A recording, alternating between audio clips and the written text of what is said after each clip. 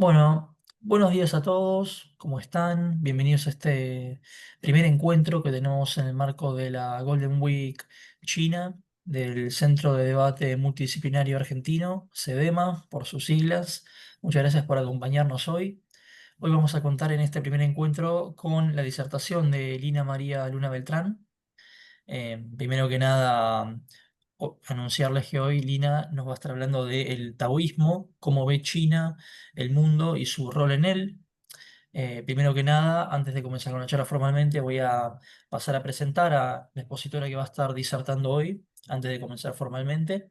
Bueno, Lina María Luna Beltrán es sinóloga internacionalista, docente investigadora de pregrado y posgrado en la Facultad de Finanzas, Gobierno y Relaciones Internacionales de la Universidad Externado de Colombia, máster en Política Internacional de la Universidad de Lenguas y Cultura de Beijing, en Beijing, en China, profesional en Gobierno y Relaciones Internacionales de la Universidad Externado de Colombia, es consultora en temas de Asia en general y China contemporánea en particular para instituciones públicas, privadas y medios de comunicación, así como conferencista internacional sobre diferentes temas relacionados con China, tales como la historia, la cultura, el pensamiento asiático, la geopolítica de China, entre otros.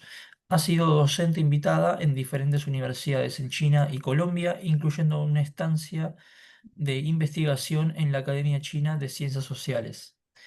Su enfoque académico, profesional y de investigación es China antigua y contemporánea, las relaciones China-América Latina, el pensamiento asiático y su relación con la teoría de las relaciones internacionales, los modelos de desarrollo asiáticos, transferencias de poder y dinámicas del sistema internacional, la cooperación sur-sur, gobernanza global, la iniciativa de la Franja y la Ruta, la geopolítica de Asia, las economías emergentes, el sur global y nuevos actores en reconfiguraciones del orden global y más recientemente la visión china del mundo, de sí misma y de su rol en las diferentes dimensiones y temas del sistema internacional. Es miembro de varias redes académicas como la Red China América Latina y el Caribe de la UNAM, Red CAEM, ALDA, LASA, ISA y Red Intercol. Fue directora de la Escuela de Relaciones Internacionales de FIGRI, la Universidad Externado de Colombia, así como secretaria general de la Asociación de Amistad Colombo-China. Una vez después de esta extensa presentación, Lina, el Zoom es tuyo. Muchísimas gracias, Matías, y muchísimas gracias por esta invitación a este espacio. Me alegra mucho encontrarme con ustedes. Y hoy vamos a hablar de un tema que espero les despierte varios cuestionamientos sobre quiénes somos y también sobre qué está sucediendo en el sistema internacional. Porque si bien, digamos, en los medios de comunicación y en todas partes se habla de transferencia de poder y que China es la nueva hegemonía y se usan ese tipo de conceptos como una nueva guerra fría y cosas así, la verdad es que lo que está sucediendo es que estamos viendo más bien el diálogo entre cosmovisiones diferentes, que si bien siempre ha estado presente en la historia, es diferente cuando las dos cosmovisiones tienen suficiente poder para hacerse escuchar. ¿No? Entonces, por eso ese diálogo ahorita para nosotros se ve caótico, no entendemos muy bien hacia dónde va, pero es importante entender qué está sucediendo desde esa perspectiva. Para en ese sentido poder como tomar una postura más informada también, pero sobre todo entender mucho mejor a los actores, ¿no? Y cuando hablo de los actores son uno podría decirse que es Occidente y un poco Estados Unidos como este poder hegemónico que lo lidera, y el otro es inigualablemente China, pero lo que quiero mostrarles el día de hoy es un poco cómo el mundo que construimos, el mundo, las instituciones, la forma como nos relacionamos en el mundo, está directamente relacionada con el relato cosmogónico que cada uno tiene. Pues lo que hacemos es proyectar ese relato a instituciones, a modelos, a deber ser, ¿no? Y objetivos de los humanos, los países y el mundo como tal. Entonces hoy vamos a hacer un poco ese contraste que bueno, que espero lo disfruten. Y obviamente si vamos a ver al otro, es importante empezar por reconocer parte de lo que somos nosotros para ver ese contraste. Y podríamos decir que la cosmovisión que respalda el modelo occidental es mayoritariamente la cosmovisión judeocristiana, ¿sí? ¿Qué es cosmovisión? Es lo que nos cuenta qué fuimos, qué somos y qué seremos, ¿sí? Es un poco como por qué existe el mundo, qué rol tenemos en el mundo y para qué existimos en el mundo, ¿listo? Entonces es muy distinto si yo crezco pensando eh, que soy, no sé, una reina privilegiada, que todos mis súbditos me aman y me deben respeto, y que por lo tanto mi objetivo en la vida es seguir manteniendo su respeto hacia mí, por ejemplo, o que me digan que, no sé, soy la enemiga o tengo enemigos que quieren matarme y que no me respetan y demás. Entonces, dependiendo de ese relato que me contaron, yo voy a actuar y a planear mi vida. Entonces, el relato judeocristiano tiene como generalidades, por ejemplo, un Dios creador y un Dios creador superior y lejano. Este tema de un Dios creador es muy importante porque genera dos cosas. Una es la exención de responsabilidad. Es decir, si hay alguien que creó esto y que está por allá y que es poderoso, pues al final yo puedo hacer mil guerras y luego pues puedo rezar para que Dios haga algo al respecto. Es decir, no es mi responsabilidad lo que pase con el mundo, sino que a la larga debe haber un plan divino superior que seguramente llevará todo hacia algún lugar. Entonces, eso hace que ya de entrada uno asuma que no somos agentes realmente de la vida, sino que hay un agente superior, digamos, hay algo superior que debería encargarse de las cosas, ¿no? Esto es bien importante. También tenemos que ese relato nos habla de que ese Dios creador, pues crea el mundo y crea al ser humano, o sea, el único de todas las creaciones que es a su imagen y semejanza es el ser humano. Y con esto haciendo al ser humano superior al resto de la humanidad, al resto de la creación, ¿no? Entonces, esta separación entre los humanos y el mundo eh, es bastante relevante porque de alguna manera genera la idea de separación entre el mundo natural, digamos, de los animales, las plantas, de los ríos y demás, y los seres humanos. Se rompe esa conexión inmediatamente cuando se asume que hay superioridad de una creación sobre los demás y pues bueno, obviamente eso también implica una superioridad del masculino sobre el femenino. En el relato judío realmente fueron creados al tiempo Adán y Lilith, ¿no? Pero luego cuando Lilith se va del paraíso buscando otras cosas porque no la logra con Adán, entonces crean de la costilla de Adán a Eva. Entonces esa creación, o sea, es decir, antes eran iguales, pero cuando Eva sale de la costilla sí se asume o se dice de alguna manera, uno que una mujer empoderada es un demonio y por eso es Lilith como la madre de todos los demonios. Y dos, que entonces Eva o la mujer está al servicio de alguna manera del hombre, está hecha para su compañía. Entonces, si bien los dos son superiores, versus el resto de la creación, sí se mantiene también ese relato de superioridad dentro del sistema. También este relato nos dice que la ley es divina, es decir, es Dios, el creador, el que nos dice lo que es bueno y lo que es malo.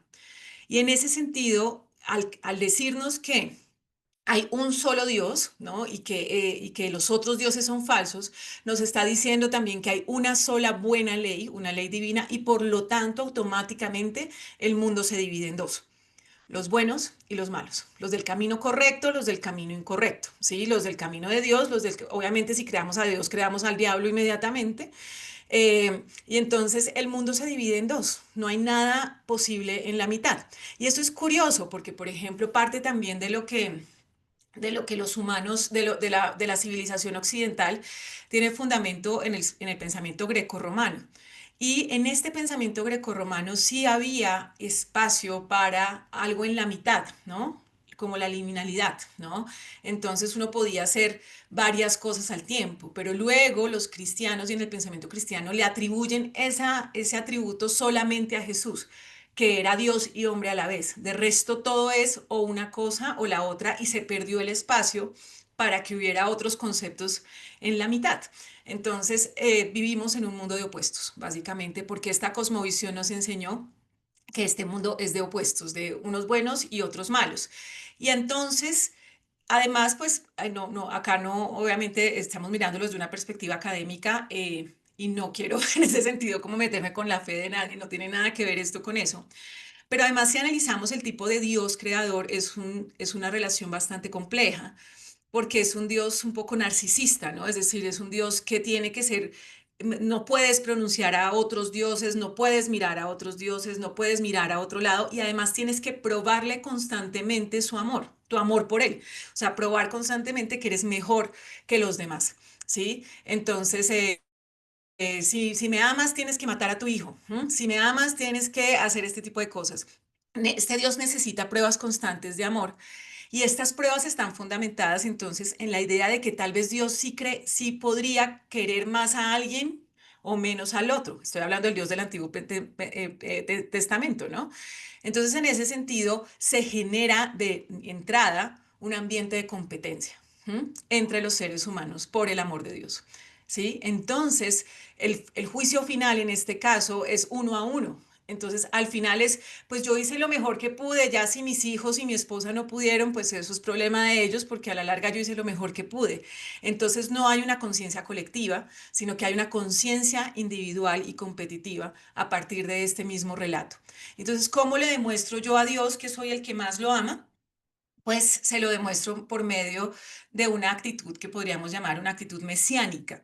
¿Qué es esta actitud mesiánica? Es yo voy a llevar su mensaje a todas partes, voy a contarles a todos que Él es el Dios superior y los que no, o sea, los del mal, los del camino del mal, pues les damos dos opciones. O se convierten o los matamos, ¿sí? Entonces el otro, el diferente, o se mueve para mi camino o acabamos con él, ¿cierto? Entonces, en ese sentido, ¿por qué? Porque tengo que probarle a Dios que lo amo más que a los demás, que no, que así como yo no lo voy a respetar, no voy a permitir que otros lo irrespeten. Entonces, automáticamente, esta misión de la existencia de llevar el buen mensaje a todos también viene con una idea homogenizadora. Es decir, que todos tenemos que creer en este camino, en este Dios, en estas únicas formas para estar en el lado del bien. Todo lo que se salga de aquí está mal, ¿cierto? ¿Y por qué hago todo esto? Básicamente, ni siquiera es por lo que estoy viviendo ahora, sino por lo que voy a vivir después. Este relato nos regala un sentido trascendental de la existencia. Es decir, todo lo que yo hago, lo hago por lo que va a pasar cuando me muera. Por eso es un sentido trascendental por lo que va a pasar si me voy al infierno o si me voy al cielo, ¿sí? Entonces, básicamente tengo que hacer todas estas tareas o sufrir en vida o luchar en vida o todo ese cuento, no para ser feliz o triste o lo que sea en mi vida, sino por lo que va a pasar cuando me muera. Entonces, todo está basado en un sentido trascendental, lo cual es aún más complejo porque nadie puede probar lo que pasa en esa trascendencia, ¿no? Entonces, en ese sentido, después matamos a Dios, metimos la razón, ¿sí? Y vino obviamente el renacimiento y pusimos al ser humano en la mitad de todo, pero se mantiene el cascarón. ¿En qué sentido? Sigue habiendo un camino verdadero. El positivista, el lógico de los sentidos nos engañan, el que se puede probar científicamente, todo lo que se salga de ahí no existe, es bárbaro, es brujería, es malo, es intangible, no es real o luego terminamos creando instituciones que nos llevan al camino del bien porque las otras instituciones están mal. Es decir, esto sí se replica, creamos o no en Dios, sí se replica, esta cosmovisión es la que mantiene el sistema internacional actual. Y ahorita, después de ver taoísmo, veremos efectivamente cómo se materializa. Pero entonces ahora vamos a ver cómo cambia ese relato en China. Y de nuevo, nosotros, por ejemplo, queramos o no, creer en Dios, seamos, no importa, o sea, eso no tiene nada que ver. Se ha transmitido esta visión de generación en generación, entonces vemos el mundo de esta manera, ¿sí?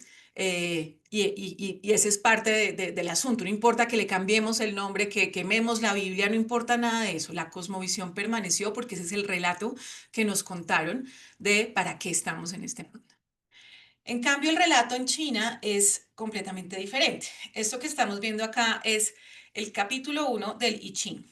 Perdón, no del I Ching, sino del Tao Te Ching, que es como el libro que escribe Lao Tse. ¿Quién fue Lao Tse y qué es el taoísmo? Y en este sentido, tengo que aclarar, el taoísmo no es una invención como tal de Lao Tse, es la materialización de una cosmovisión milenaria que ya existía en China, pero que Lao Tse logra con su ejemplo, o sea, tiene una vida ejemplar y entonces la gente no quiere que se muera sin contar cómo fue que logró esa vida ejemplar. Y entonces Lao Tse dice, bueno, yo lo explico como yo lo viví. Les cuento un poco lo que yo entendí y eso es lo que hoy llamamos taoísmo, lo escribe en el Tao Te Ching. Pero realmente el taoísmo, si bien es una religión y obviamente como religión trae su filosofía detrás, es o sea, esa cosmovisión no se la inventó Lao Tse, ¿sí? Ni fue un mensaje divino ni nada por el estilo. Todo esto es esa cosmovisión milenaria que venía de las diferentes zonas de lo que hoy corresponde a China, del cruce de diferentes historias, leyendas, cosmovisiones y perspectivas, pero que nos permite hoy en día, el taoísmo es un camino mucho más práctico y fácil para entender cómo en el mundo, cuál es el relato bajo el que existe la civilización china. Este primer capítulo, por ejemplo, del Tao Te Ching, entonces nos dice, el Tao que puede ser contado no es el Tao eterno. ¿Eso qué significa? Por un lado, es un ejercicio de humildad del mismo Lao Tse diciendo, mire, yo le puedo contar como lo que yo he entendido que es la vida, pero no significa que lo que yo le estoy contando es la verdad, ¿sí? O es todo, porque es que yo le puedo contar un pedacito. Entonces, el Tao del que yo le estoy hablando no es el Tao eterno, es mi percepción. Yo acá siempre pongo el ejemplo de si uno le pregunta a un pez qué es el océano, ¿sí? Probablemente el pez va a decir, ¿cuál océano? ¿De qué me estás hablando? ¿Sí? Porque el pez está inmerso en el océano, por lo tanto no puede ver el océano. Para ver el océano yo tendría que estar fuera de él, ¿cierto? El pez me puede contar cómo se siente, que a veces está limpio, que a veces está sucio, que a veces es chévere, a veces no es chévere, pero no me puede decir qué es el océano. Entonces, de la misma manera, la Tse parte de ese punto. Estamos inmersos en el Tao. Puedo contarles cómo se percibe, cómo se siente, qué pasa en él, pero no puedo decir qué es el Tao eterno porque tendría que estar fuera de él para poder verlo, ¿no?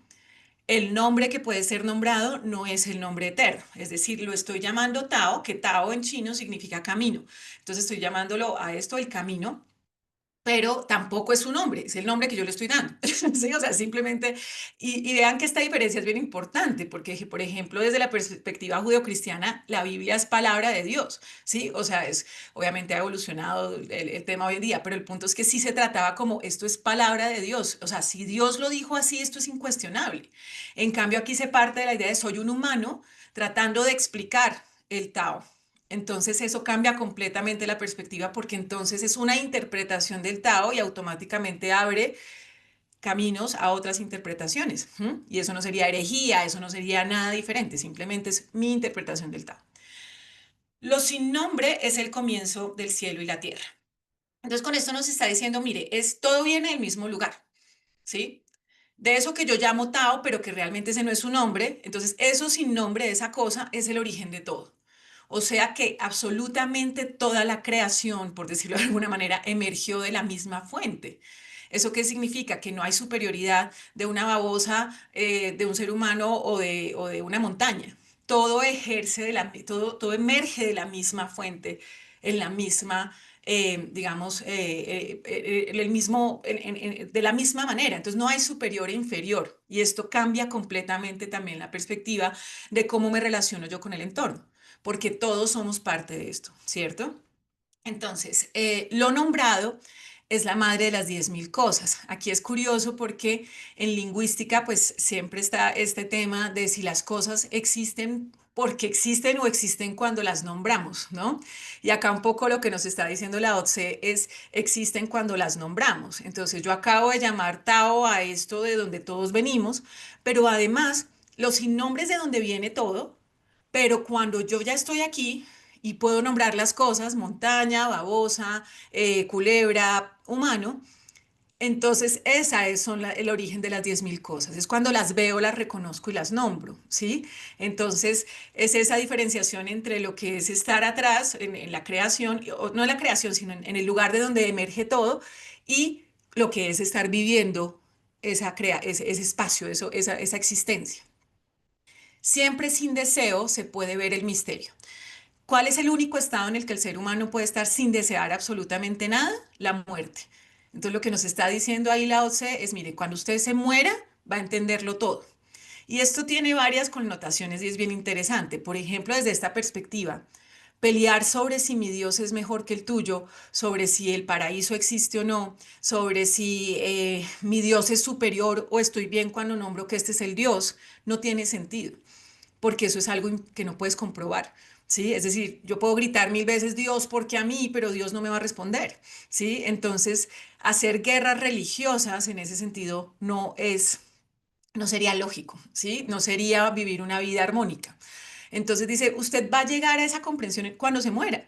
Cuando usted se muera, se va a unir al inicio de todo. Entonces, por ahora, dedíquese a vivir, ¿sí? Porque eso va a llegar innecesariamente, pero no se angustie, no pierda el tiempo pensando porque a mí, oh Dios mío, respóndeme esto o cosas así por el estilo, porque la respuesta no va a llegar. Entonces, no plantee su existencia sobre algo que no puede recibir, plantéele sobre algo que puede recibir. Entonces dice, siempre deseante se pueden ver las manifestaciones. Es decir, cuando estoy vivo, entonces, ¿qué hago? Disfruto de todo lo que emergió del Tao. Disfruto de la lluvia, disfruto del sol, disfruto de la comida, disfruto del dolor, de la tristeza, de la alegría, cuando estoy vivo. El sentido de la existencia para los taoístas y para los chinos no es un sentido trascendental, es un sentido presente. Es decir, el sentido de la existencia es vivir lo máximo posible, en la mayor armonía posible, para disfrutar al máximo el mundo. ¿Sí? No tiene nada que ver con lo que va a pasar en la trascendencia. ¿Sí? Entonces, ¿cuál fue el gran logro de Lao Tse por el cual todos le pidieron que escribiera este libro? Pues que el hombre llegó a los 60 años. ¿Sí? Que esto era en esa época era ser muy viejo, ¿sí? O sea, era llegar como al culmen de la vida y para poder llegar a los 60 años, eso es o sea, si usted lo logra es porque llevó una vida armónica, armónica con usted misma y armónica con el entorno. Entonces, el objetivo de la existencia es la vejez. El objetivo de la existencia es la mayor cantidad de años para vivir lo máximo que pueda yo y disfrutar de esto, ¿no? Por eso el respeto a los ancestros y a los ancianos, ¿sí? Uno ahí por ir al, es decir, una persona entre más vive, más sabe, ¿sí? No por conocimiento, sino por experiencia. Entonces, una cosa es el conocimiento, otra cosa es la sabiduría. La sabiduría solo se alcanza por medio de la experiencia. Entonces, usted en vida puede vivir esas manifestaciones, ¿sí? Puede disfrutarlas, entenderlas y comprenderlas. Y entonces de eso se trata la vida, de ir aprendiendo del entorno cómo es que se vive en armonía, ¿cierto? Entonces, bueno, para terminar este primer capítulo nos dice, estos dos surgen de la misma fuente, pero difieren en su nombre. Esto parece oscuridad. Es decir, la vida y la muerte, los dos vienen de la misma fuente, difieren en su nombre y esto pareciera oscuridad. Y acá tengo que hacer una claridad cultural también. Para nosotros, desde la visión judeocristiana, la oscuridad es negativa, ¿sí? Es como el malo, el oscuro, mi sombra, ¿sí? Es como la connotación del oscuro es negativa. En el caso chino, realmente se refiere a lo que se puede ver y lo que no se puede ver. Por ejemplo, eh, que se refiere a esta palabra y a otras. Por ejemplo, en chino, decir la semana que viene, o sea, la próxima semana, se dice la semana de atrás. ¿Mm? Y cuando uno dice la semana que pasó, se dice la semana de enfrente. Pero no porque se refiera a a que la semana, o sea, no es la postura temporal de la semana. Es que yo ya sé qué pasó la semana pasada, entonces la tengo frente a mí, la puedo ver. En cambio, no tengo ni idea qué va a pasar la próxima semana, entonces está detrás mío, no la puedo ver, ¿sí? De la misma manera, la oscuridad se refiere a lo invisible, no a nada negativo, ¿sí? Simplemente a lo que no puedo ver, mientras que la luz es lo que es evidente, lo que puedo ver. ¿Listo? Entonces aquí dice, la oscuridad dentro de la oscuridad es la puerta a todo misterio. Entonces un poco abriendo como, mire, si usted quiere entender el origen de todo, pues está ahí, en eso que es invisible, que no entendemos, que es el origen de todas las cosas y que está allá. Pero ya nos dijo antes de decirnos esto, recuerde que igual eso lo va a ver cuando se muera. ¿sí? Un poco como que más bien dedíquese a entender lo que pasa hoy. Entonces, este mito creacional acá es, no hay un Dios creador, ¿sí? Es que todo emergió de una sola fuente. Espérense a ver si yo tengo eso aquí sí, acá está. Todo emergió o sea, casi que es una visión orgánica de la existencia, ¿sí? Es como todos venimos de la misma fuente, ¿listo? ¿Eso qué significa? Que el ser humano no es superior a nadie, sino que todos estamos ahí. Y acá entonces explico una cosa. Y es que por eso los chinos tuvieron siempre un modelo de aprendizaje y un modelo de creación y un modelo de existencial que siempre tomó como maestro a la naturaleza. Es decir, si nosotros quitamos al ser humano del mundo, entonces voy a revisar porque yo me pongo a hablar de esto y ya, entonces quiero ver cómo estoy de tiempo. Entonces, si nosotros eh, le quitamos a los humanos del mundo, entonces vemos que el mundo tiene lo que se llama un Tiansha, un orden bajo el cielo.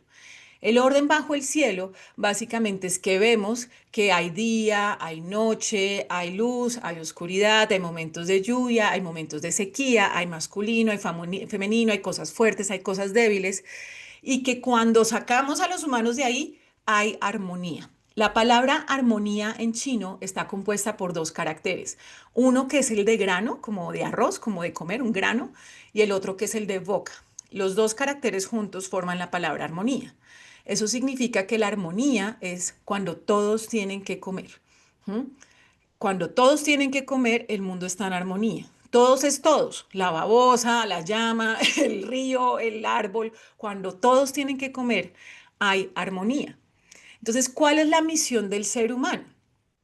Porque obviamente hay una racionalidad en el ser humano, ¿no? Esa racionalidad, por ejemplo, en Occidente nos hace superiores al resto. En el caso chino, esa racionalidad significaba que yo podía aprender y que soy responsable de aprender a insertarme en armonía en este Tao, ¿sí? En esta gran armonía de la naturaleza. Por eso el principal maestro siempre fue la naturaleza.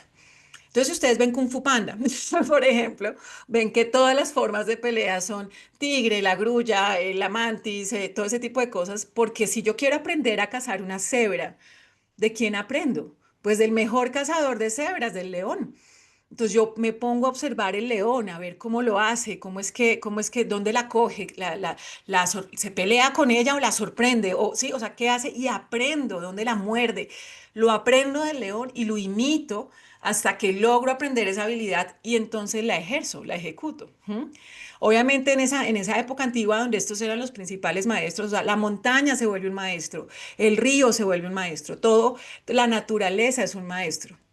Y acá una diferenciación importante, porque en otras culturas, incluido por ejemplo el shintoísmo japonés, o bueno, para no ir tan lejos, nuestras propias culturas ancestrales en América Latina, tenían una relación animista con la naturaleza, es decir, la dotaban de alma, ¿sí? De alguna manera era el dios árbol, el dios trueno, la diosa luna, ¿sí? Entonces es diferente. En el taoísmo no se les da esa atribución de divinidad, sino que se asumen que así como yo soy humano, siento y pienso, pues probablemente la vaca también siente y piensa, ¿sí? Como vaca, ¿sí? Entonces hay racionalidades diferentes que coexisten. Cada uno tiene una inteligencia particular y entonces yo como humano puedo aprender de esas diferencias, diferentes inteligencias de la naturaleza. Es decir, que al no darles una connotación divina, también nos explica por qué son tan pragmáticos, ¿sí? Y es bueno, entonces efectivamente el león se comió la cebra porque necesitaba comer. ¿Sí? Entonces, para nosotros sería pobre cebra, qué triste, ¿no? Pues es que así es, ¿sí? Entonces, un pragmatismo que a veces para nosotros puede ser incluso fuerte, pero es como, pues, así son las cosas, nacen, crecen, se reproducen, mueren, sí, unos se comen a otros, o sea, es una visión de aprendo de esa armonía natural, pero obviamente lo aplico en insertarme yo de la forma más armónica en ese mundo. Y entre más me vaya insertando, más armónicamente, más voy a disfrutar de este mundo y mejor voy a vivir. Porque ahí sí está la idea de que entre más, es decir, digamos, el camino no va a ser dañar la armonía, ¿sí? O sea, sí hay un objetivo, por eso les digo, hay pragmatismo, pero sí hay un objetivo superior de armonía. ¿sí? No es como cualquier acto, voy y mato a todos porque sí, no, no es eso, es ser armónico para garantizar que en el corto, mediano y largo plazo pues todo se mantenga en armonía. Por eso la ley en China es social y es moral, no es divina, ¿sí? No es un superior que dice cómo se hacen las cosas, sino que se va construyendo poco a poco en la interacción de los diferentes digamos, involucrados y obviamente cambia, se transforma, ¿sí? En la medida que va cambiando el mundo.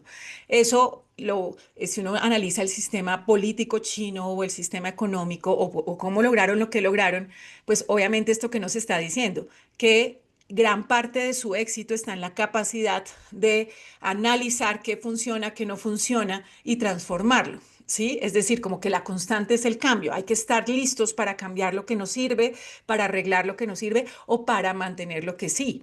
¿Mm? Pero sabemos que todo eso es coyuntural. Entonces la ley es orgánica también, ¿sí? Y va evolucionando y va cambiando con el tiempo. Otra cosa es que nos habla de un mundo heterogéneo, no es un mundo dualista, porque ¿qué nos muestra el mundo? Que hay una armonía en la contradicción. Entonces, mientras que nuestra duplicidad o dualidad es bueno-malo y por lo tanto está mal lo malo y no lo queremos, en China se resume un poco en este símbolo del Tao, la contradicción es la que genera la armonía, ¿sí? O sea, la luz necesita de la oscuridad y la oscuridad necesita de la luz. De hecho, la raíz de la luz está en la oscuridad y la raíz de la oscuridad está en la luz. La contradicción es la que garantiza la armonía. Entonces, en ese sentido, el otro, el opuesto, no es mi enemigo, es mi complemento. ¿Sí? Y mi relación armónica con ese opuesto es lo que va a garantizar que haya armonía, ¿ok? Entonces, y les vuelvo y les digo, que sea yin o que sea yang, o sea, que sea luz o oscuridad o fuerte o débil, nada es superior a nada, ¿sí? Ni nada es negativo. Todo es así porque así es. ¿Sí? O sea, tiene un rol al ser así y así es como funciona. Entonces, si yo quiero ser un buen médico chino, por ejemplo, desde la visión de la medicina tradicional china, yo miro el órgano, lo que es evidente del órgano es la parte yang, la parte de la luz, la clara. Yo puedo ver el corazón si lo saco, ¿sí? Pero lo invisible es la función. O sea, yo puedo verlo, o sea, puedo ver el corazón latir, pues no, me toca abrir a la persona para ver el corazón latir, pero puedo percibir la función, la parte yin, en el ser humano. No, es que estás como pálido, seguro estás, no sé, con anemia. Ah, es que estás, ¿sí me entiendes? O sea, pero la función como tal es la parte invisible. Entonces, un médico tiene que trabajar con lo visible y lo invisible, ¿sí? Con la función del órgano y con que el órgano esté bien. Entonces, ¿cómo sé que el órgano está mal? No, es que no, pues no he podido tomar decisiones y estoy súper inquieto. Ah, es que tu hígado debe estar mal. ¿Sí? Entonces, la indecisión invisible es un síntoma de que hay un problema en el órgano, el visible, ¿sí? ¿Me explico? Entonces, esa comprensión de que todo tiene esas cosas visibles e invisibles, pues cambia completamente el concepto mío y del otro, porque yo también tengo cosas visibles e invisibles. Para hacerles un ejemplo caricaturesco, pero uno en el relato judeocristiano tiene que ser bueno y punto, ¿no? Y yo soy bueno, no, no, no, yo nunca me salgo de control, yo soy perfecto, claro, amoroso, bueno, bondadoso, lo que sea. ¿M? Y, pero yo vi que tú te comiste sin permiso un dulce. No, no, no, yo nunca me lo comí. ¿Sí? O sea, tenemos que ser buenos, ¿sí? Tenemos que cumplir con ese camino positivo y esconder lo máximo posible el negativo, ¿cierto? En China, en esta visión, al contrario, yo soy todo al tiempo. Yo tengo mis cosas buenas, pero me robo de vez en cuando un dulce, pero de vez en cuando entro en ira. Y el punto no es esconder eso, sino ver cómo lo manejo dentro de mí, como con Tai Chi o Qigong o este tipo de prácticas, logro equilibrar las energías, mi yin y mi yang, y mi fuego y mi metal y mis elementos para estar en armonía. Y esto que también que me explica, ¿no? Me explica que hay que cada uno tiene su Tao, ¿sí? Entonces yo no le puedo pedir a el tigre que sea bambú, porque es que no importa lo que haga el tigre para ser bambú, no la va a lograr, y no importa lo que haga el bambú para ser tigre, no la va a lograr. Y si yo los vivo forzando a hacer lo que no son, probablemente los voy a matar a los dos, ¿sí? O al bambú, o al tigre, o a los dos. De la misma manera, es ridículo pretender que todos caminemos un mismo camino. Es decir, la homogenización occidental no tiene cabida en esta cosmovisión, porque sería estar forzando al tigre a ser bambú o estar forzando al bambú a ser tigre, ¿sí? Que esto, bueno, existencialmente es más interesante porque entonces uno se pregunta a uno mismo si yo soy un tigre forzándome a ser bambú, por ejemplo. Cuando elegí ser, no sé, financista en lugar de bailarín. ¿Sí? Entonces, como, tal vez, pero ¿por qué lo hice? Bueno, eso ya son cosas más existenciales muy interesantes que el Tao da como tips de cómo permitir que el Tao de cada cual se manifieste, ¿no? El caso es que esto nos dice que sí, que hay países que están en nivel de dictadura, hay países que están en nivel de democracia, hay países que están en nivel de otra cosa, y eso no tengo yo por qué venir a cambiarlo. ¿Sí? No tengo por qué obligarlos a todos a seguir un camino específico para eso, ¿no? Entonces, eso es bastante, eso viene de ahí. Y como les decía, pues el sentido de la existencia es vivir lo máximo posible de la manera más armoniosa, ¿sí? Ni siquiera es dejar huella en el sentido que en Occidente lo creemos, ¿no? Que seas tan famoso que dejes huella. Es como, no, la huella es haber vivido una vida armoniosa, que otros puedan seguir viviendo una vida armoniosa después de que yo me muera. Y en este sentido es inevitable un pensamiento colectivo, porque yo no vivo sola en el mundo. ¿Sí? La única manera de garantizar mi bienestar es garantizando que todos estemos bien. ¿Sí? Porque entonces si yo me robo toda el agua del río, en algún momento entonces todos van a morir de sed o van a tener hambre y van a venir a matarme para quitarme el agua que me robé. ¿Sí? En cambio, si todos tenemos un acceso coordinado al río, cada uno toma lo que toma, pues podemos garantizar una vida a largo plazo con el alimento que todos necesitamos y ese tipo de cosas, ¿no? Entonces, dicho esto, ¿qué otros componentes también influyen en esta visión china? Bueno, lo del orden bajo el cielo, que les decía, como que hay una armonía natural de las cosas, que uno debería entender esa armonía. Un tema en términos de poder, que era el mandato del cielo y era un poco cuando se elegía pues el emperador o el que iba a gobernar. Una cosa es el taoísmo, otra cosa es el confucianismo, ¿no? Porque entonces el taoísmo lo que me dice al final es, si usted es bambú, pues su camino en la vida es ser el mejor bambú posible, ¿sí? Ya está, usted no tiene por qué tratar de ser otra cosa. Entonces, si yo soy Lina Luna, mi camino en la vida es ser la mejor Lina Luna posible. No tengo por qué tratar de ser Matías o Leila o Tomás. Yo tengo que ser Lina, ¿cierto? Entonces, eso está bien, pero Confucio después dice, bueno, ¿qué sería ser el mejor ser humano posible? Entonces ya Confucio, que no es una religión, sino un código moral y ético social, es el que dice cómo se organizaría en sociedad esto. Y obviamente, pues acá no es el tema de esta charla, pero ese confucianismo sí va un poco en contra de ese tema del camino taoísta, cuando dice, pues tienes que hacer lo que tu papá te diga que hagas porque tu papá es tu superior y tienes que honrar a los ancestros y superiores, ¿no? Pero no vamos a meternos. Pero sí implica, pero sí voy a resaltar unos valores confucianos que también están muy presentes en esa cosmovisión china. Uno, la idea colectiva, ¿qué significa? Que mi rol en la vida es ser lo mejor para la sociedad, ¿sí? No es ser feliz yo, sino que yo voy a ser feliz cuando mi actuar haga feliz a los demás, ¿sí? ¿Me explico? Entonces, no es que yo sea de nuevo, entonces listo, me volví el ser más millonario del mundo y voy y me encierro en mi penthouse y todos los días mueren miles de personas por mi culpa. Pues sí, lograste ser rico, pero eso no significa que hayas logrado con tu actuar una mejor huella en el mundo. Al contrario, estás logrando dolor, tragedia y como les digo, probablemente te van a poner una bomba, te van a destrozar el penthouse y vas a morir, ¿sí? En cambio, si yo veo que en la medida que mi empresa va funcionando, por ejemplo, otras personas van recibiendo un buen salario, van haciendo sus vidas, van funcionando y van creciendo, mi bienestar tiene un impacto positivo en los demás y por lo tanto, en ese sentido, mi servicio a la comunidad es lo que garantiza un bienestar más permanente. Entonces es completamente colectivista en este sentido. ¿Mm? Y ahí está también el tema del honor, ¿no? Yo soy descendiente de de los que me educaron y por lo tanto yo tengo que honrar mi palabra, ¿sí? Si yo robo, yo estoy deshonrando a toda mi familia, no solamente a mí mismo, ¿no? Entonces, un poco el valor más fundamental en China se le dice tener cara, ¿no? Es poderle mostrar mi cara a todo el mundo, sin vergüenza, ¿sí? Porque he actuado correctamente. Y ahí está también el tema del mérito, ¿no? Entonces, es para que usted suba, por ejemplo, en el Partido Comunista o para que usted salga de ciertas cosas, entonces usted lo que necesita es pues básicamente probar que ha hecho las cosas bien. Entonces lo que dice Confucio es que el ser último, el objetivo de los humanos es cultivarnos en humanidad. ¿Mm? Cultivarnos en humanidad es cultivarnos en bondad y en compasión. Pero que todos tenemos el compromiso de cultivarnos en todo. ¿Cultivarse qué es? Que no importa si yo nací bruta para las matemáticas, si yo y mi familia nos unimos en que yo todos los días estudie y aprenda a hacer matemáticas, yo puedo cultivarme en ser la mejor matemática del mundo. ¿Mm? El sistema educativo chino está basado en esta idea, que todos podemos cultivarnos en ser lo mejor que queramos ser a partir de la disciplina y el trabajo conjunto en torno a eso.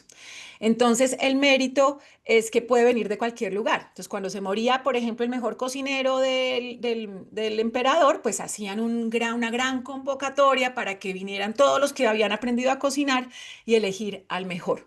Ese concepto de mérito confuciano es el que luego llegaría a Europa y el que sería la base de la ilustración, ¿m? Porque era cambiar de la herencia de la sangre azul a el hacer y el ganárselo por mérito propio las cosas, ¿no? Y la reciprocidad, ¿sí? Es importante agradecer lo que se recibe, pagar las deudas, pero también en el sentido confuciano esa reciprocidad es en dos sentidos. Si mataste a mi papá, pues te mato al tuyo, ¿no? O sea, un poco como en defensa del honor. Entonces también era un poco como esa idea. Lo estoy diciendo de manera muy abstracta porque ya se nos está acabando el tiempo, pero entonces para cerrar, miremos qué tipos de mundos construyen estas dos formas de ver, ¿sí? El mundo ya aterrizándolo un poco en hoy en día. Y por eso les digo, estos dos mundos son los que en este momento están chocando, pero es mientras dialogan y se ubican, ¿no? Entonces, esa cosmovisión judio-cristiana suele crear instituciones homogenizadoras, ¿sí? Es decir, creo la ONU para que todos estemos en mi concepto de lo que es seguridad. ¿Mm? Creo el Banco Mundial para que todos sigamos el camino de la democracia, la libertad, los derechos humanos, el capitalismo, el neoliberalismo, y que ese es el camino que te vaya a ver a lo que yo digo es desarrollo o a lo que yo digo es crecimiento económico, ¿sí?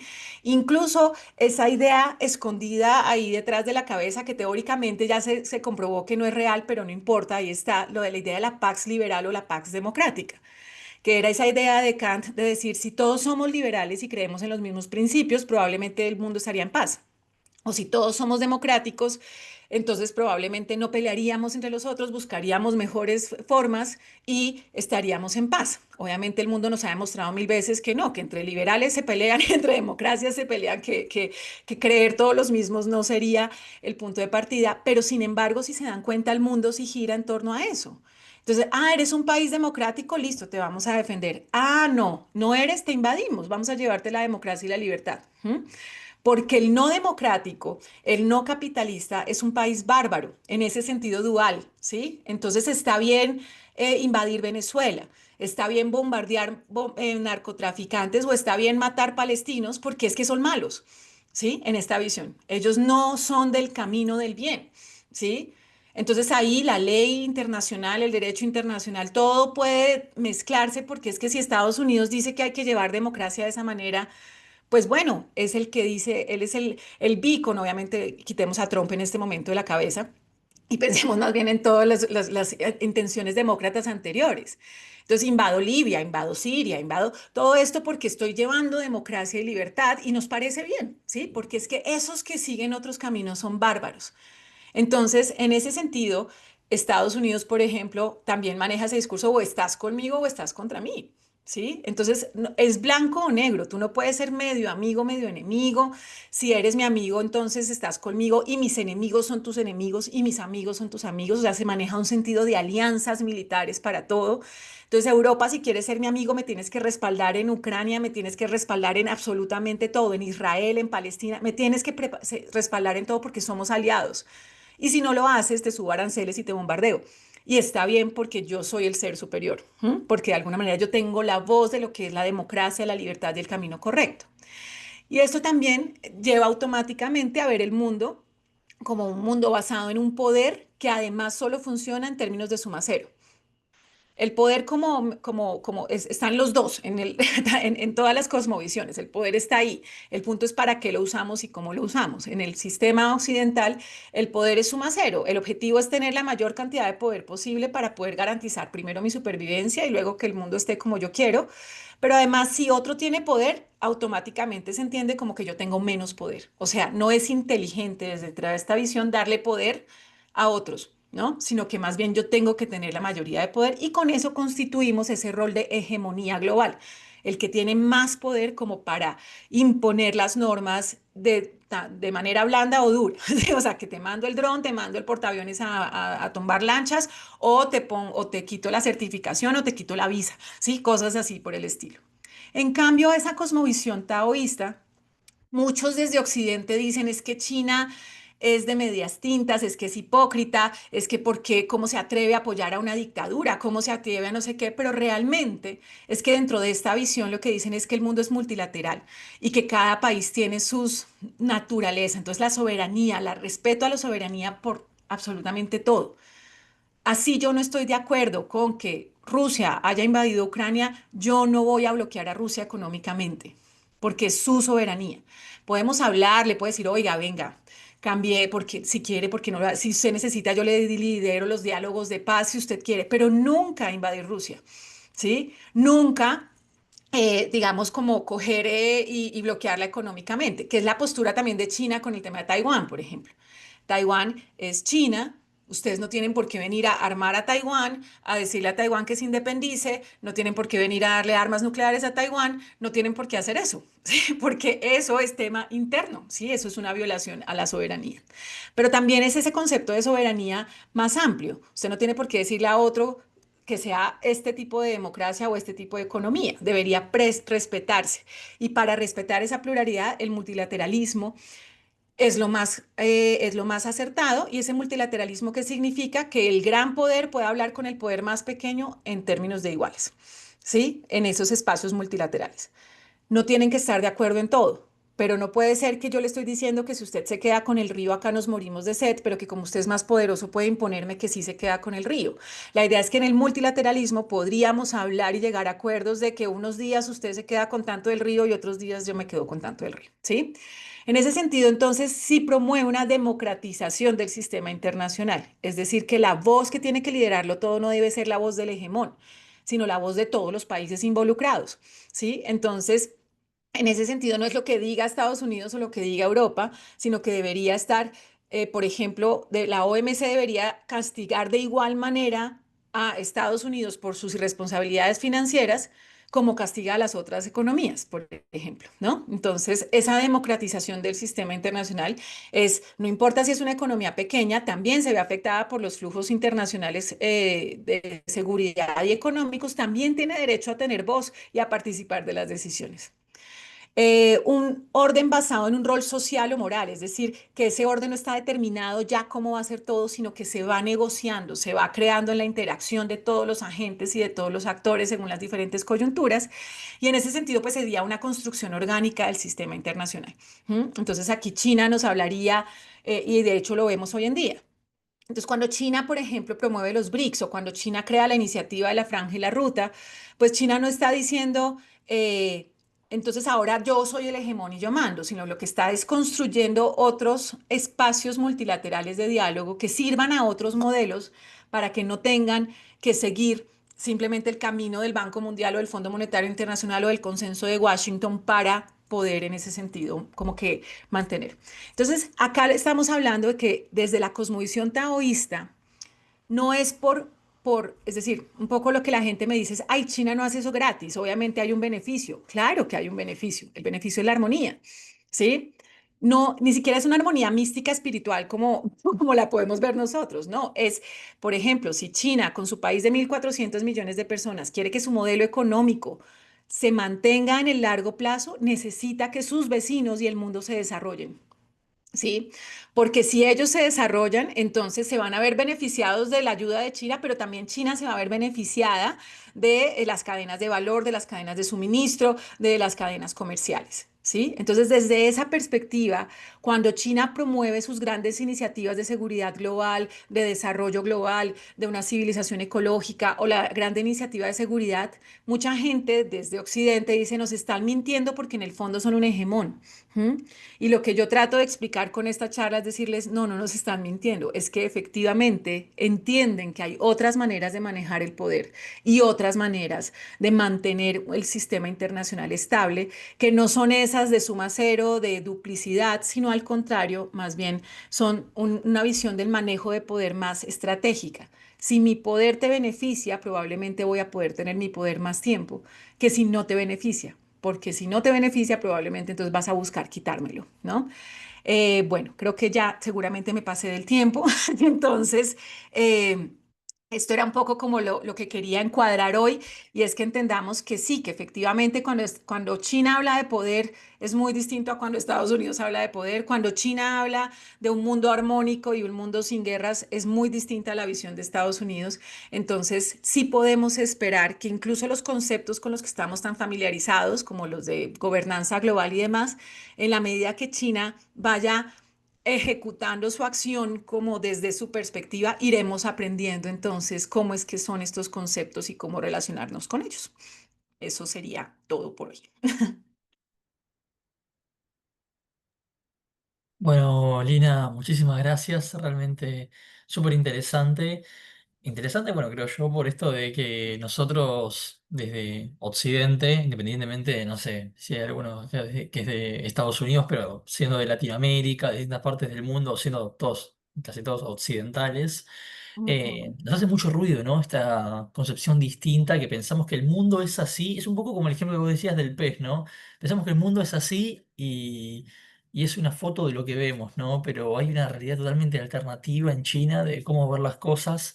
Eso a mí por lo menos me parece súper interesante y realmente está bueno para abrir la cabeza, ¿no? Abrir la mente, esto de tener pensamiento más crítico, ¿viste? De qué es lo que vemos y qué es lo que observamos y cómo se ve de forma distinta en otros lados, ¿no? Eso es realmente muy interesante, me quedo mucho con eso de lo que es el taoísmo en sí y creo que es tipo lo principal para rescatar. Quiero abrir esto un poco. Todos aquellos que quieran hacer preguntas, comentarios para Lina, pueden levantar la mano si quieren hacerlo por micrófono. Aquellos que no quieran también lo pueden hacer en el chat y vamos leyendo. Así que bueno, sí, Tomás, adelante. ¿Qué tal, Mati? ¿Cómo andás? Hola, Lina. Muchas gracias por Hola la Tomás. presentación. Bueno, Primero te quería preguntar cómo el taoísmo se ve el tema de la guerra. O sea, cómo que es como medio como que hay un equilibrio entre la guerra y la paz. La guerra necesariamente es como mala y va en contra de la armonía. O sea, ¿cómo es la guerra? pues la guerra existe, ¿sí? Es decir, no se va a negar y no se va a erradicar, ¿sí? El punto es, claro, si yo quiero trabajar para evitar la guerra, lo que tal vez se pueda hacer es más bien buscar caminos alternativos que hagan la guerra más costosa, por ejemplo. De hecho, mucha gente, y ahí está el mito de Sun Tzu, ¿no? Todo el mundo, "No, cuidado con los chinos porque mire el arte de la guerra de Sun Tzu", ¿no? Pero se nos olvida que lo primero que dice Sun Tzu es, lo primero que usted debe hacer es evitar la guerra a toda costa, ¿sí? O sea, nadie gana en la guerra. Eso es lo primero, la primicia de Sun Tzu. Entonces, evítela a toda costa. Si luego resulta que ya se vio involucrado en la guerra, entonces estos son mis tips de cómo perder lo mínimo posible en el combate. Pero los chinos tienen claro que nadie gana en una guerra, ¿sí? En ese sentido. Por eso más bien la propuesta siempre es buscar siempre caminos alternativos a la guerra. ¿Sí? Lo que no significa, y eso incluso aplica hoy en día, cuando por ejemplo se habla del tema tan sensible que es Taiwán, ¿sí? Cuando empezó Biden a ir a hacer visitas oficiales a China, pues quiso China mandar sus aviones a mostrar, oiga, no, esto es mi territorio, yo tengo con qué defenderlo. Es su forma de decir, no quiero ir a la guerra, pero no significa que me va a quedar de brazos cruzados si usted invade Taiwán, ¿sí? Entonces, en ese sentido, es parte de la naturaleza el punto, y esto es súper importante, es muy interesante. Negar que las cosas suceden no es el camino. Asumir que suceden y más bien ver cómo frente a esas cosas podemos tomar una mejor postura, eso es diferente. ¿Sí? Nosotros en Occidente a veces como no, sí, hablo ya del otro Estados Unidos, ¿no? El de los 70s, 80s, que nos estaba, el Capitán América que nos estaba salvando de todos los males de la humanidad, pues es un poco no, si Estados Unidos dice que es así, pues debe ser así. Y los sistemas, los modelos de desarrollo de América Latina, la mayoría se establecieron desde ese lugar, ¿sí?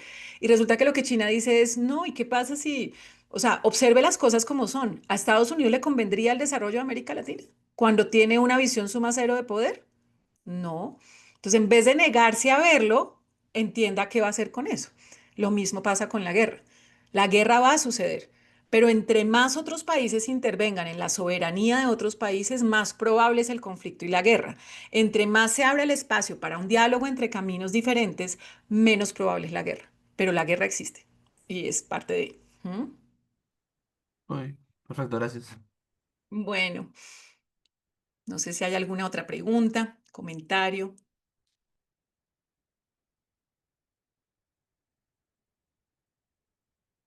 Pueden ser cosas también más sencillas, como horóscopo chino, o sea, lo que quieran. Aquí lo importante es como sus dudas que las puedan sacar. Bueno, Tengo una pregunta, disculpen. sí,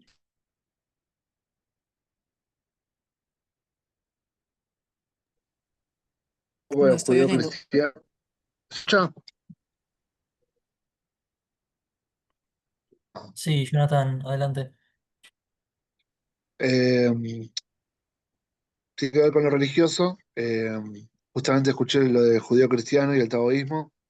Y claro, es como que entendí que, bueno, lo de multilateral y todo eso. Pero yo, por ejemplo, sé que si yo voy con un propósito a China a querer a poner a estudiar o ser, digamos, una persona de negocios, eh, soy evangélico, ponele, ¿no? No puedo profesar Ujú. mi fe evangélica como así, digamos, porque justamente estabas hablando de libertad y todas esas cosas ¿cómo se llama? Que el taoísmo o algo así, el pensamiento filosófico lo permite, o algo así como que no está, digamos, no te restringe tantas cosas, supuestamente. Pero eso no es libre, supongo, o no sé si, o sí, digamos, porque yo vi en las propagandas, en el noticiero, que el gobierno chino no permite esas cosas, por eso yo. No, la verdad no hay ningún tipo de restricción en ese sentido. Y hay iglesias evangélicas, y hay iglesias cristianas, y hay templos budistas, hay mezquitas, hay... En China no hay, miren que esto es un tema de conceptos y es súper importante. En China no hay persecución religiosa.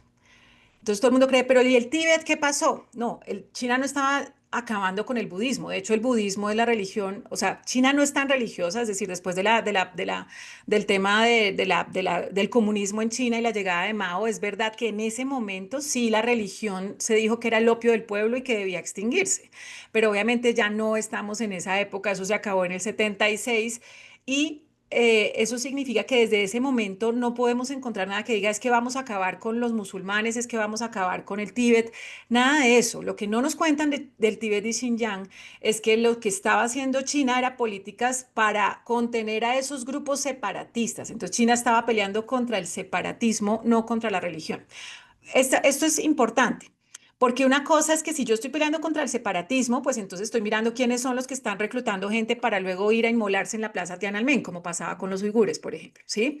Entonces, como listo, estos ataques de terroristas, de dónde viene esta onda separatista y vamos a ver cómo lo organizamos, que es muy distinto a decir, prohíbo que vuelvan a haber musulmanes en China cuando hay un montón de etnias musulmanes en China, no solamente los uigures, están los hui, hay muchas otras, y todas profesan su religión con mucha libertad.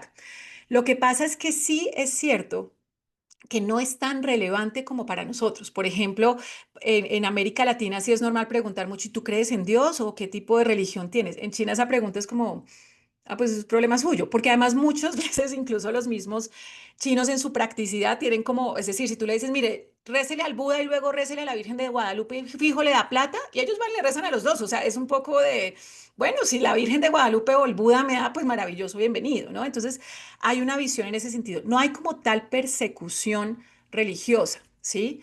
Pero tampoco China es un país que sea religioso, es completamente laico.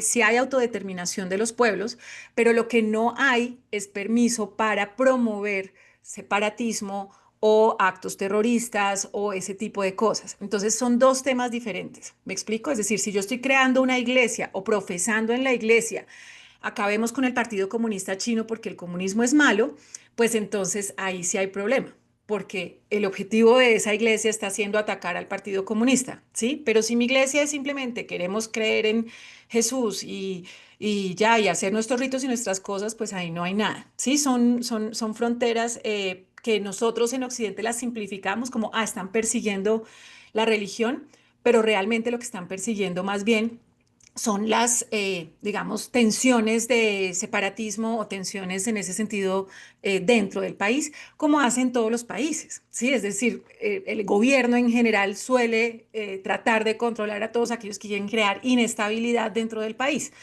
¿No? Ya cómo se hace y demás, pues acá es donde entra el derecho y acá es donde entra todo el tema de, bueno, hay que respetar los derechos de las personas, hasta qué punto esto fue justo o no justo. Eso es supremamente interesante, por ejemplo, en el caso de los uigures en Xinjiang, porque se inventaron un modelo jurídico específico para, por ejemplo, que fueran procesados los imanes que habían convencido a los jóvenes de hacer ataques terroristas dentro de esta visión de la yihad, y digamos, de los uigures. Bueno, que los uigures más que yihad es la idea de crear un estado del Turquestán del Este que tiene varios países involucrados, un estado religioso. Y hicieron otro modelo de ley para procesar a los jóvenes a quienes consideraban que no eran responsables de su manipulación. Me explico, era el que los manipuló fue el imán, a ese es al que procesamos. A los jóvenes les damos las alternativas, otras cosas, y tienen que pagar una condena pequeña, pero no son culpables porque fueron manipulados por el otro. Entonces, ese tipo de separaciones legales que hacen son bastante interesantes y discutibles, obviamente, pero es otra cosa, no es persecución religiosa.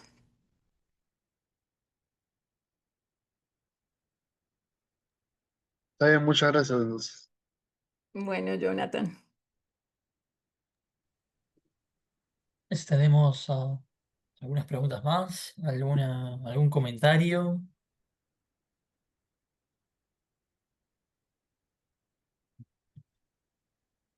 Si no, una pregunta yo, porque hay varias Claro, preguntas. Matías. Bueno, de mi Claro que parte. sí. Sí, no, yo quería, o sea, es como un comentario, pero también se puede traducir un poco a modo de pregunta. Si se puede ver un poco cómo esto tiene que ver un poco, ¿no? Con lo que comentaba Tomás, ¿no? De la paz y la guerra, ¿viste? Esto de la visión taoísta. Cómo esta visión de la guerra como algo ilógico, entre varios pares de comillas, las funciones que tiene un Estado, por ejemplo. ¿Cómo eso se puede traducir, y esto se ve mucho en el pensamiento de la ilustración, más que nada, en el libre comercio, ¿no? Por parte de China, o en el comercio por parte de China?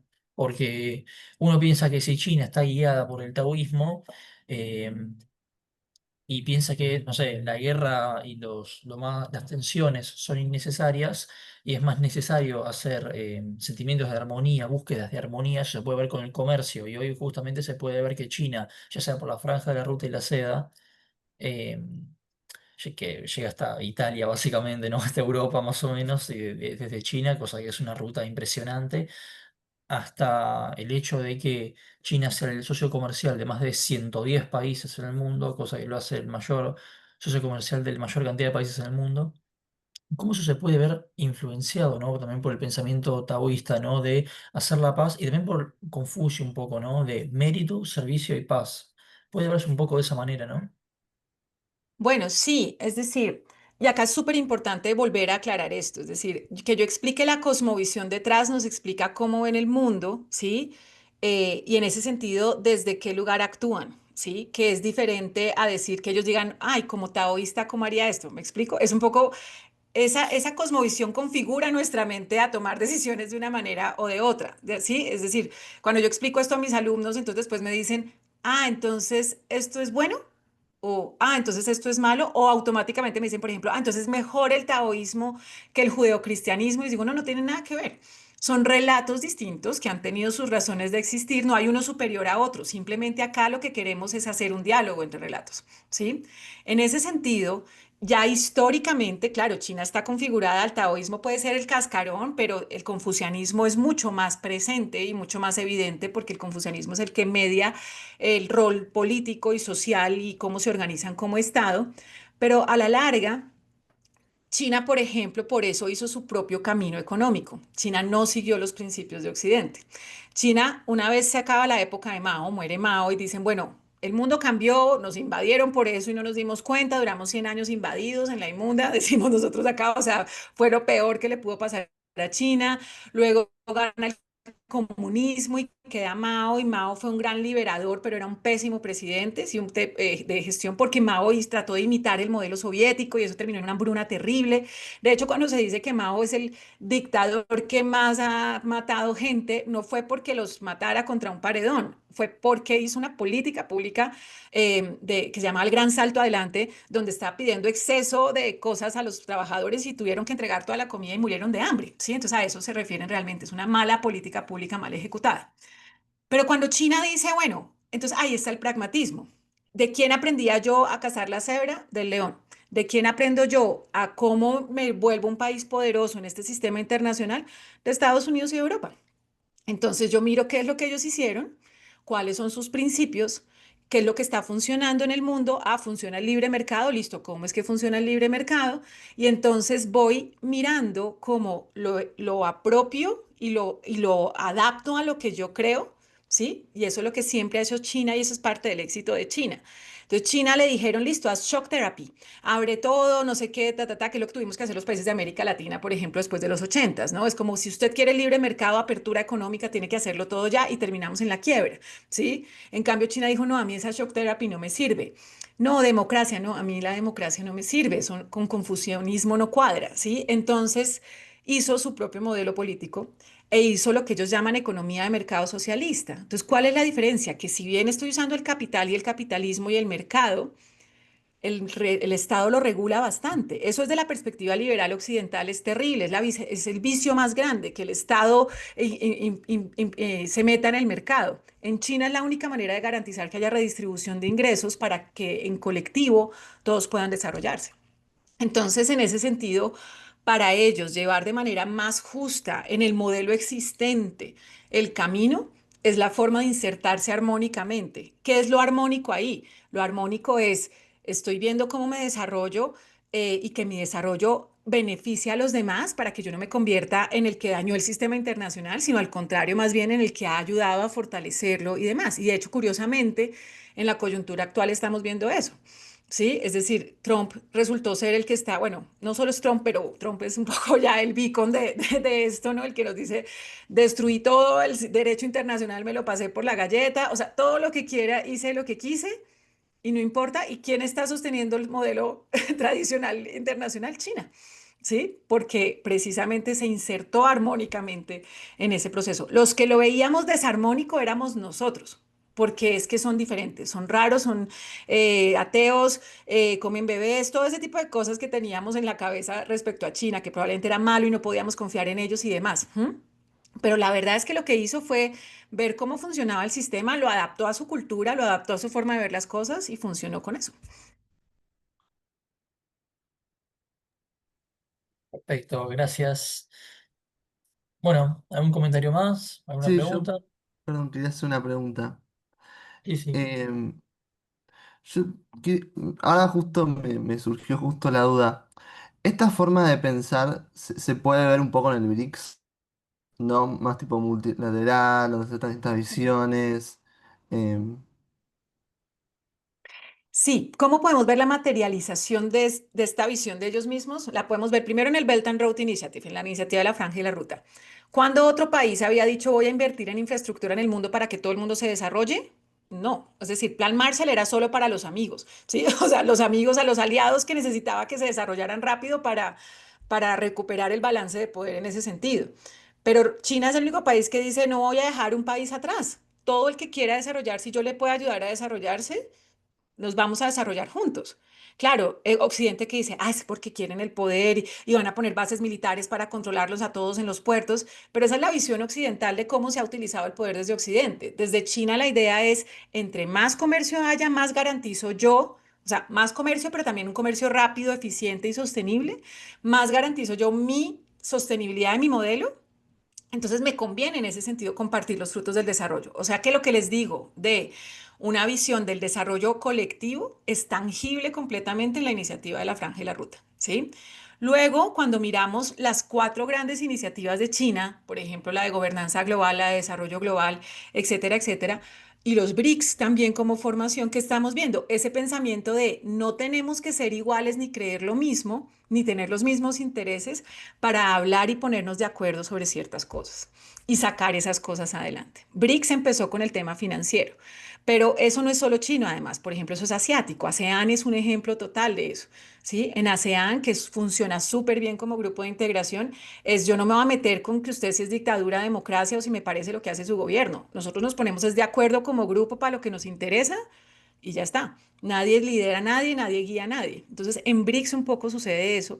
Y lo que propone China con ese fortalecimiento del multilateralismo es eso, es que todos desde lugares diferentes, con modelos políticos, económicos o creencias religiosas diferentes, puedan hablar como iguales en una mesa y tomar decisiones en ese sentido. Por eso también China promueve el partnership, ¿no? La asociación y no la alianza. La asociación es yo me junto contigo para esto, no para el resto. La alianza es me junto contigo para todo. Entonces, por eso promueve, esas son materializaciones concretas de esta visión en el sistema ahorita, que curiosamente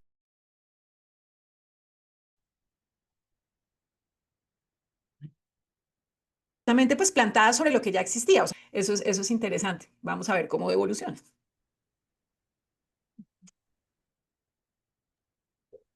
Bueno, buenísimo, Tomás, la pregunta y Lina por las respuestas. Bueno, abrimos a ver un último comentario, alguna última pregunta, algo que haya quedado en el tintero, de decirlo.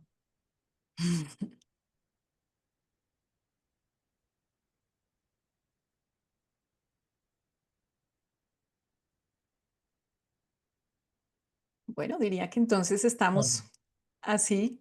Espero haberlos, no sé, como mostrado un poco que hay otros mundos y que vale la pena entenderlos para poder entender mejor lo que está pasando. Y bueno, lo que necesiten, creo que por ahí estaba mi correo, no sé si lo alcanzaron a anotar o bueno, cualquier cosa se lo pueden pedir a Matías, lo que necesiten, con mucho gusto, eh, pues pueden contactarme para eso. ¿Listo? ujú. Bueno, buenísimo, Lina. Muchísimas gracias a vos por conectarte, por la predisposición, por todo lo expuesto. La verdad que es súper interesante. De nuevo, gracias a vos, bueno, y a todos los que se conectaron hoy. Espero que haya sido una buena jornada. Mañana seguimos con el curso de la Golden Week de China. Vamos a estar con Juan Andrés Gascón Maldonado hablando de las sinoperspectivas, herramientas teóricas y aplicaciones prácticas para comprender la relación entre China y América Latina. Así que bueno, eh, ya podemos dar por finalizada la reunión de hoy. Muchas gracias a todos por sumarse y de nuevo, gracias Lina por la disertación. Un placer, que estén muy bien. Hasta luego. Hasta luego, nos vemos. Gracias. Chao, gracias. Gracias, nos vemos.